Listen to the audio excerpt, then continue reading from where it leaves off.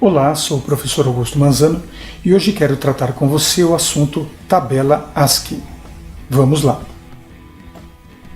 Todos os computadores atuais, que são na verdade máquinas eletrônicas, são eminentemente máquinas digitais e por esta razão representam todos os conjuntos de dados que por ele podem ser processados por meio de números. A partir de 1940 ficou claro que os computadores podiam ser usados para muito mais do que processar dados numéricos. Assim sendo, os computadores podem ser usados para armazenar e manipular também textos. No entanto, qualquer caractere alfanumérico precisa ser representado internamente como um valor numérico. Isso foi feito representando cada letra do alfabeto com um valor numérico específico. Por exemplo, a letra A maiúscula é equivalente ao valor 65 decimal, o B maiúsculo ao valor 66 decimal. Já um A minúsculo tem seu valor decimal como 97. E isso é estabelecido dentro deste conceito chamado tabela ASCII. Inicialmente não havia um padrão industrial específico. Cada fabricante de computador resolvia a questão segundo seu próprio critério. Isso criava um problema com relação a fazer a comunicação de um computador de um fabricante A com o computador do fabricante B. No final da década de 1950, os computadores estavam ficando mais comuns e começando a ser usados na comunicação com outros computadores, inclusive o uso comercial. Havia sim uma necessidade urgente de uma maneira padrão de representar texto para que pudesse ser entendido por diferentes modelos e marcas de computadores. Surge então o chamado tabela ASCII. Este foi o impulso para o desenvolvimento desta tabela. ASCII significa American Standard Code for Information Interchange, ou seja, Código Padrão Americano para o Intercâmbio de Informação, tendo sido sua primeira versão publicada em 1963.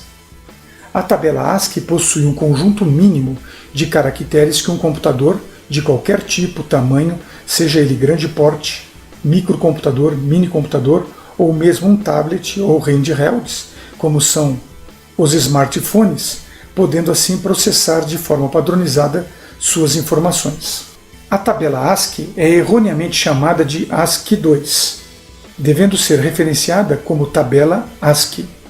Algumas pessoas acham que o valor II ao final da sigla representa o valor 2, mas se assim o fosse, deveria se chamar então tabela ASCII II, porque quando usamos o algarismo romano junto a um nome, este é colocado no sentido ordinal e não cardinal.